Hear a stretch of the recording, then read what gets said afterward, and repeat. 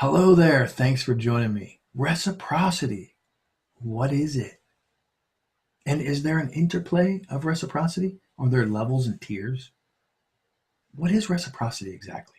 Reciprocity is a mutual exchange. To me, it's very dear to my heart. It's a very important topic in business today. To me, it speaks to value. Value. What you bring to the table multiplied by what you become while you're there. Social acuity, it speaks to social acuity. It speaks to connection. It speaks to goodwill, and it speaks to manifesting. There's a correlation through all of these things. To me, it's one of the major ingredients in overcoming the scarcity mindset and moving toward abundance. Understanding these and putting labels on what types of reciprocity there are can help propel us in business. Such an important topic to me. Reciprocity is a mutual exchange. It's a back and forth movement of goods and services between people. Reciprocity is the defining characteristic of nearly every non-market exchange system, and it shapes formal market economies as well. There's lots of dynamics to it, and there's social and political aspects of mutual exchange which can significantly influence production, distribution, consumption of goods. But it doesn't have to be all that complex. There are three basic types. This goes back for years and years and years of anthropological studies. There's generalized reciprocity, balanced reciprocity, and negative reciprocity. Generalized reciprocity it's driven by generosity. That's simply stated. The exchange consists of purely a something for nothing. Generalized reciprocity is a gift giving without the expectation of immediate return. However, here's the trick. Since the giver enjoys giving and gains satisfaction in return, they do get something and it is reciprocal. Balanced reciprocity, in turn, though, that's the second one. It consists of giving that is later balanced by return offerings. The original giver must trust the recipient enough to know that the gift will ultimately be fairly and adequately returned. Now, I'm going to use an example here of both. See, this hits both. Blood donations. Let's talk about blood donations for a minute. This is a great example of both of those, both generalized and balanced, because maybe out of just the goodness of your heart, you want to give blood and don't expect anything in return.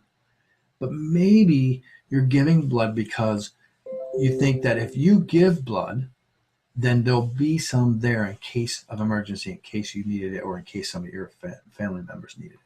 So those are the two types and a great example of both. See, maybe you give for both. There can be an interplay between those two, between the different types of reciprocity. The third type of reciprocity is negative reciprocity. And it is also a form of exchange or trade. It's the simultaneous exchange of one good or service for another. And this trade can be characterized by antagonistic or haggling, or it can be tricky. This transaction, this type of negative reciprocity transaction, is no way dependent on trust or the closeness of the individual involved in the exchange. It doesn't really necessarily involve connecting in a deep way. The only relationship of significance is the equation of exchange of values between the goods and services traded. This can be a little bit tricky. It can be hard bargaining, for example. Let's say your neighbor is offered a job in a distant city or even internationally, and she needs to sell her car, and her job starts in 2 days. So she desperately needs to sell her car before she leaves. And let's say it's pretty new and it's worth $22,000. And you know that, and you know of her situation, so you offer her $10,000. This is an example of negative reciprocity. It's tricky, maybe ethical, maybe it's not ethical. It's actually a win for both. So it's considered negative reciprocity. Let's use another example. Let's say an employee is acting respectfully. Maybe even they act subservient towards their employer, toward their leader or their boss. And they're doing it to get a promotion. And they know that if they do this, they will get that. That's another example of negative reciprocity. So those are the three examples that anthropologists have studied for years and years. There's the generalized, there's the balanced, and there's the negative. But reciprocity also has a type of evolution. For those of you who've heard me speak, you know I like to speak in tiers and levels and things expanding and contracting. And so there's an evolving reciprocity. There's also direct reciprocity, indirect reciprocity, and network reciprocity. And some of these are common sense, but some of them are quite complex. Direct reciprocity is repeated encounters between two of the same players in which either one can choose to cooperate or they can choose to defect. So direct reciprocity can lead to the evolution of cooperation, but only if the probability with the encounters between the same two individuals exceeds the cost to benefit ratio of the altruistic act. I know that's a mouthful, but it's true. So only if the encounter exceeds the cost to benefit ratio. That's the key right there. Then there's indirect reciprocity, which is pretty cool. There's random encounters chosen between two people or members of a population. The same two individuals need not meet again.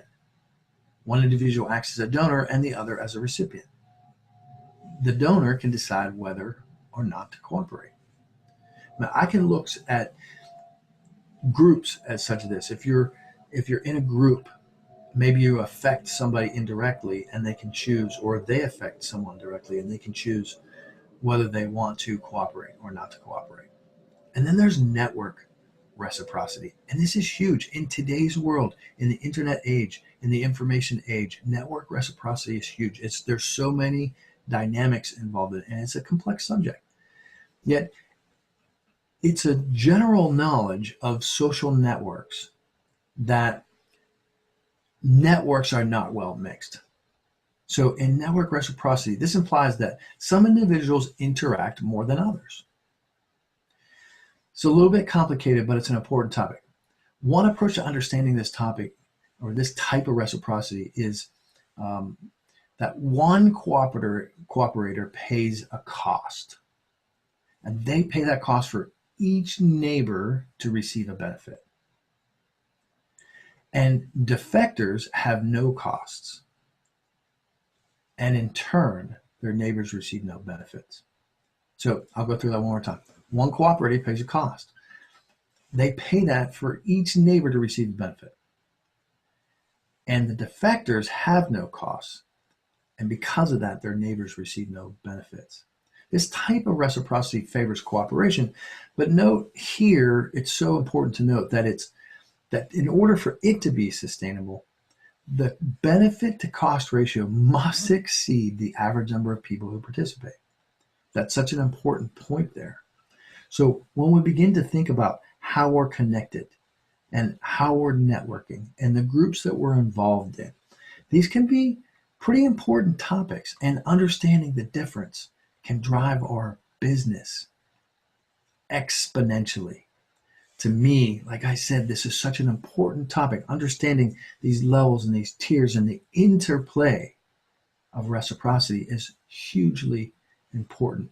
Why are we doing a thing? How are we adding value? Are we expecting something in return? Are we trading evenly? How are we doing this exchange of goods and services, these products, our knowledge?